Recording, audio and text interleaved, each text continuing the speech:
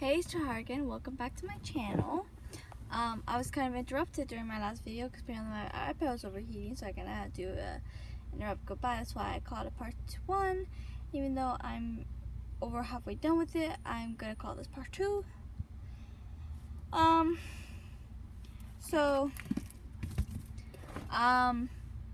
was talking about Warriors. I didn't grab them because I already showed you their covers. I just have the books for my next book, so I have to show you the covers of those.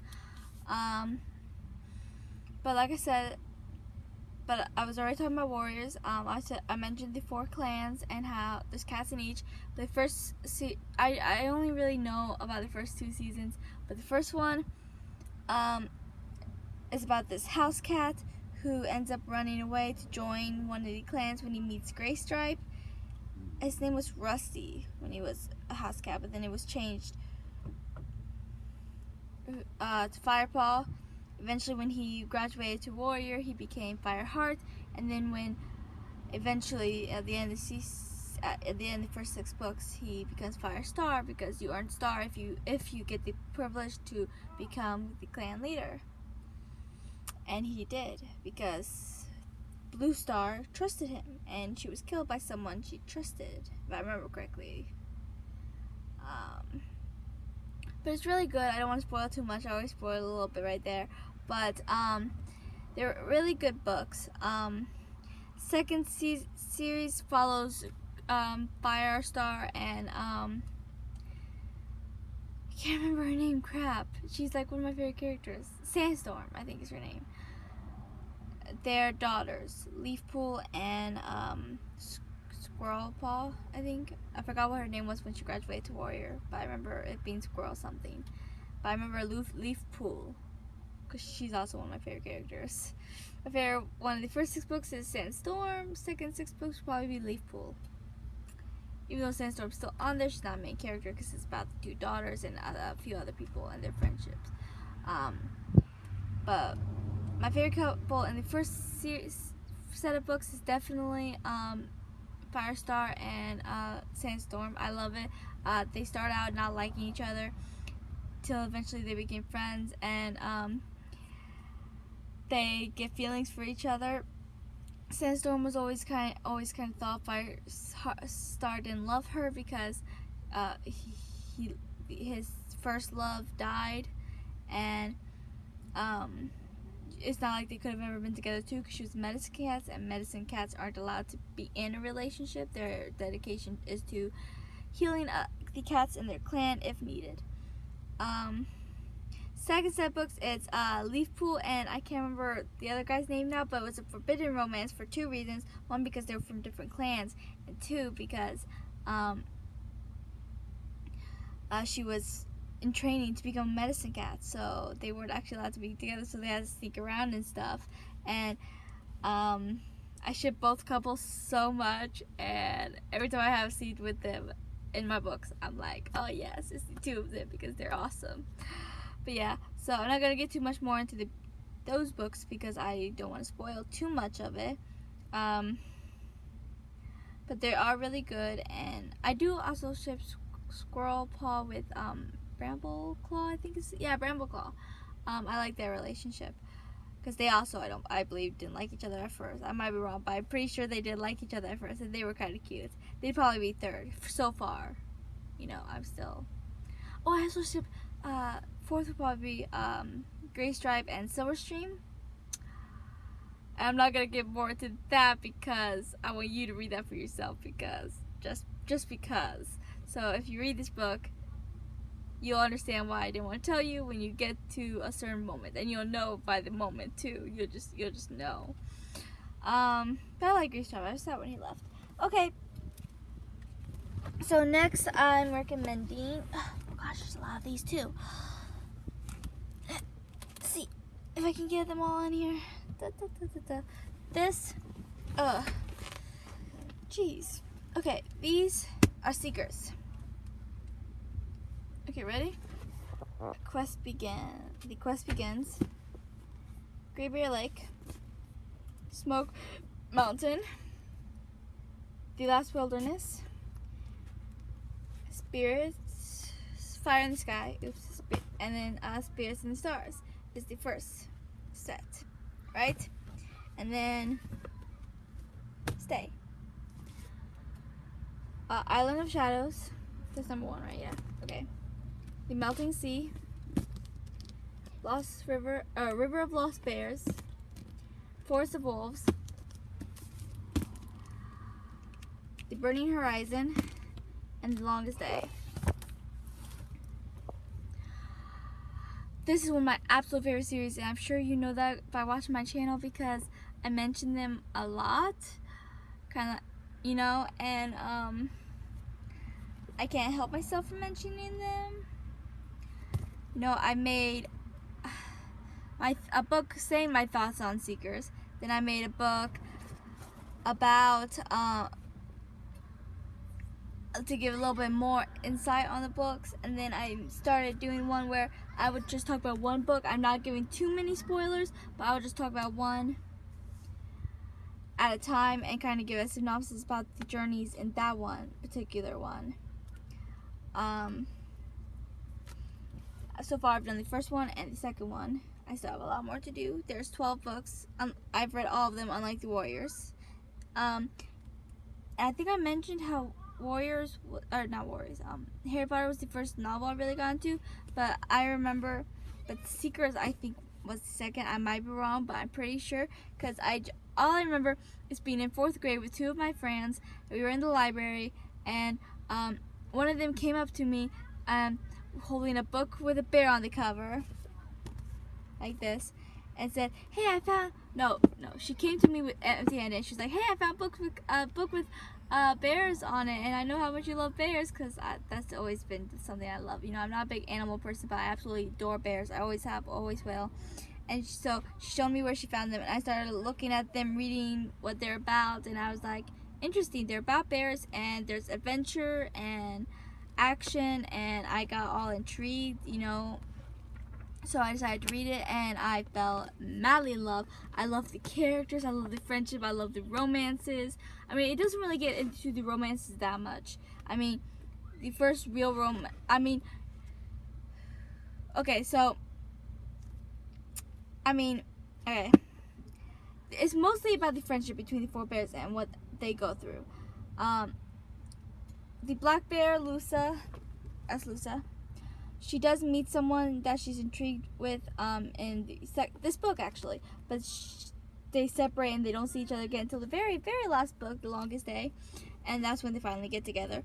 But I think the main couple, because in the second set of books, Tokolo, the brown bear, or one of the brown bears, this one, he does meet someone in the second set of books, Ayana, but he has to finish his journey before he can go back and be with her, and she understands that. So they officially become an official couple in the very last book.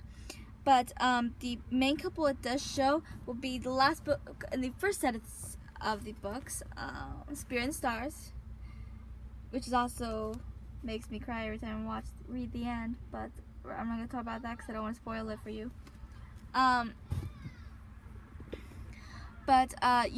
Kalik, the white bear, meets Yukon, and they instantly fell for each other. Well, maybe not instant, but they liked each other from pretty early on. And Yukon ends up leaving everything. Kalik had to do this mission. She just had to. She had to make sure her friends were okay. They all had to find a place where they belong. I mean, at first they all thought they could find a place together. Then they knew they couldn't, so they were all trying to find separate places. But they all wanted to go continue the journey until each one of them found it. Kalik and Yukon thought, but Yukon decided to leave where he knew to be with Kalik longer, so he went on the journey with them for the second set of the books until they, and I love that relationship. You know, they're close, and they did have some issues towards the end because at the end of the series, because Yukon got badly hurt and thought she wouldn't want an injured bear because he was damaged goods, and he was kind of pulling away from her. And she had no idea what was going on, why he was pulling away, why he all of a sudden acted like he wasn't interested, and she thought it was something she did. And I just think the way they portrayed that was so realistic and so beautiful. And I don't remember word for word what Kelly told him in the last book, but I remember that it was sweet. She basically I'm gonna have to find it, but one of these days I will find it, bookmark it, and put it in one of my secret books. Maybe when I do this book, I'll do it. Yeah, when I get to this one, so it'll probably be a while, but not too much of a while. So,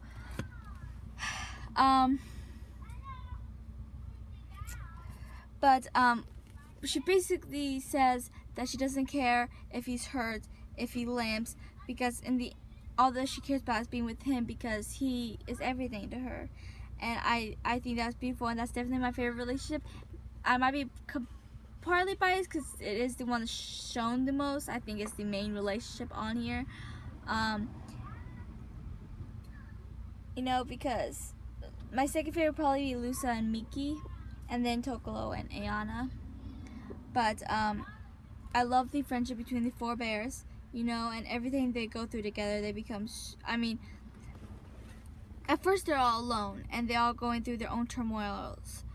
Tokolo actually meets Udrak, the other brown bear, and Tokolo, after everything he's just been through, because he went through a lot. Him and Kilik went through the most, in my opinion. I went through that in another Secrets book video, so if you want to read this, read the book, then watch those videos, or you can go ahead and watch those videos if you've already seen the book or haven't seen the book. It's up to you. But I mentioned why I think Kilik and Tokolo had been through the most, in my opinion, even though they all been through quite a bit. But anyways, Tokolo's a grump and didn't want Udrak around, but let him, and he eventually became close to Udrak. And then when they meet Lusa at the end of this book, Tokolo doesn't want her around, especially since she's a black bear. I think it was easier to accept Udrak is because he's a brown bear. She's a black bear, that's a different story. So yeah, Lusa became friends with Udrak pretty immediate. They were a cute friendship. You know, they were always the smallest of the bears. Kilik and Tokolo were always the biggest, and they always acted like it too. They were kind of like the mother and father, while Lusa and Udrak were the like brother and sister kind of thing. That's kind of how their friendship was. But their friendship has so many. My favorite thing about this book are probably the friendship between the four books and the characters. I love all four characters so much. They all have their different qualities. Okay, go back to the friendship. They eventually meet Kilik in the second book. They meet Kilik, and she was going through a lot, and she was alone a lot longer than them. She eventually joined their group, and immediately became close with Lusa and Udrak, especially Lusa. They became really close. And then her and Tokolo had a lot of issues at first, because they're both like, I'm pretty sure I mentioned this in another Secrets video, but they're both like, I wouldn't really call Kilik hot-headed, maybe a little bit, because she's definitely opinionated, strong opinions, you know. But Tokolo's definitely hot-headed, and they're both leaders, which makes it hard to be friends together, because they both want to be the leaders of the group, take charge, and they often have different opinions and different ideas, and they constantly fight for it. So their friendship was a little rockier, which is probably why it was my favorite, because it wasn't, hey, I like you, let's be friends. It was just like, hey, you're annoying, why am I with you? And I don't know. They probably do have my favorite friendship, and they're also my favorite characters, especially Kilik. If you've watched my other videos, you know how much I love Kilik. She's definitely my favorite. She's compassionate, she's loyal, she's strong, she's tough, she's just has all of it, you know. She has every trait imaginable. She's smart, and she's just so amazing in every aspect. You know, she doesn't give in to people's crap, and yet she's compassionate enough to look at their sides of the story before she makes a decision. And Tokolo's not. You know, Tokolo and Lusa, I see Kilik as she's also kind of the mediator, you know? Or I guess there's more Lusa since Kilik at the beginning, I think, because Kilik and Tokolo were always fighting, and Lusa and Udrak were forced to kind of play mediator between the two of them. But Kilik keeps the peace. You know, Lusa is a bit naive. Tokolo is okay. So Lusa's a bit naive and too trusting. Tokolo refuses to trust at all. Like there's just no middle ground for either one of them, really. Udrak is a different story. It's hard to explain about Udrak without giving away too much, and I really don't want you to give away what happens to him in the book. So I'm trying not to talk about him too much. I'll talk more about him, what happens when I get to that book, the last book in the first set of books. But anyways, there's no doubt that Khalik is my favorite character, which should be no surprise by this, just like how this is one of my absolute favorite books, no surprise by that, or that she's my favorite author, no surprise by that. If you watched enough of my videos, you kind of figure that part out. I've actually been thinking about rereading it, maybe just scenes, you know, I haven't done that in a while. I've read it not that long ago, actually, I think, I don't know, but, I'm thinking about rereading certain scenes, you know, maybe Khalik scenes, or Khalik and Yokan scenes, or friendship scenes, because like I said, the characters, and they all grow in so many ways. I mean, Toklo becomes more trusting. Lusa, I think Toklo and Lusa are the ones that change the most, honestly. Toklo becomes more trusting. Lusa becomes more not trusting, I guess you can say, you know, less naive. And Udrak, I don't think changes at all. He's the exact same bear from the beginning to the end. Khalik has her growth because, but her growth is like at the beginning, you know? You see who she is at the very, very beginning, and by the time she meets the bears at the end of the second book, she is different because she had been through hell and back. She's been through even more than Toklo, even though he's went through a lot. The two of them went through the most, but Khalik definitely went through so much because she was alone the longest. And, you know, she watched something horrific, and then she lost the only thing she knew. Like I said, I don't want to get too much into details, so if you want to know more, please read. But there's just so much she went through, and it's so sad. And so her growth is kind of more of the first two books, you know. I mean, when you see her, when you first read about her at the very, very beginning, because the very first chapter is actually about her. See, it's about their point of view. See, the first one is Khalik. Then what's second is Lusa, and then third will be Toklo. But she just went through so much, and I think, and then when you first read about her, she's like childish, I guess. I mean, she was a cub, so of course she was childish, but she was happy, and she was I would never call her naive, not nearly as naive as Lusa, but you understand why. I mean, she was kind of shielded, is kind of a good way to say. I don't want to get too much into that either. But Khalik's growth, after everything she went through, she was alone for the first and a half books, or more than the first and a half books. She doesn't really meet the other bears or reconnects with the person she was looking for until like near the end. So, you know, so everything she knew was tore away from her in one final swoop, and she went through so much. So reading her in the first few chapters of Khalik's point of view to reading her in the end of the second book, I think that was the main point of her character growth. I think the first two books kind of did talk about her character growth, in my opinion, because she had changed so much in such a short amount of time because of everything she went through. I mean, she had lost so much, so many bears she cared about. She had lost everything she's ever known, dragged into a world she didn't understand because she was forced to go on land, and she was never meant for land. She's a white bear, for crying out loud. But Hi. Love you. Love you too. But later on, I think Toklo's character, I think Toklo's one was next. I think he started, after meeting Udrak, he started trusting brown bears a little bit more. He was still cautious, very, very cautious. I would never call him completely trusting. Okay, that's the wrong word to use, because he is trusting. But like, he never completely trusted. Well, he could trust his friends, obviously, but he was severely cautious, but trusted brown bears a little bit more. That's black bear. Brown bears a little bit more.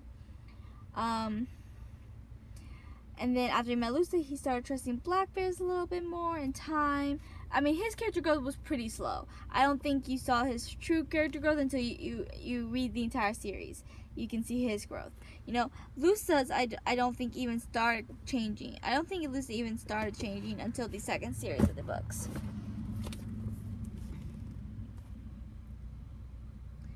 she after she had went through so much in the first 6 books, and she slowly started changing through the second set of the books. I mean, so they all do change in their own specific way, except for Udrak. You find out more about him and his past, yes, but I wouldn't exactly say he had a big character growth.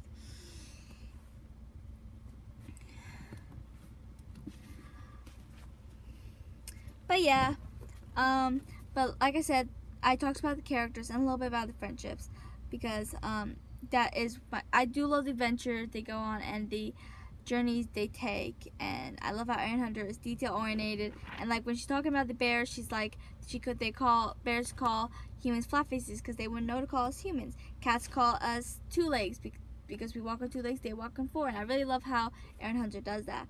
But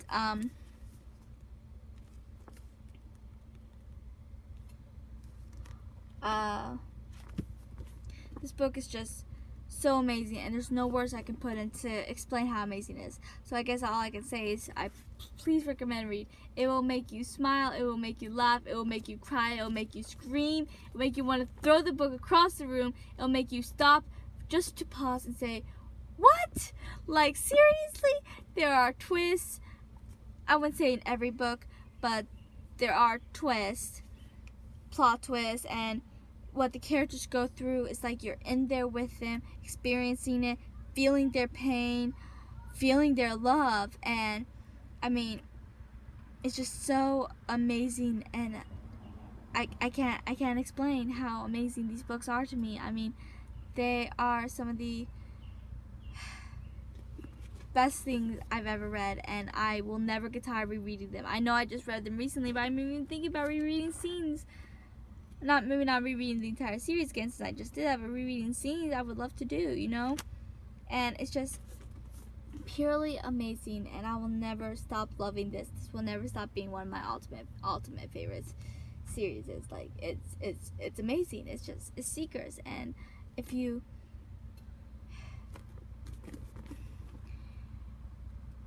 want to give it a try, I highly recommend it. It will give you every satisfaction you want. You know, I mean, if you talk about gender or genre, is probably we'll go in adventure since they are on adventure.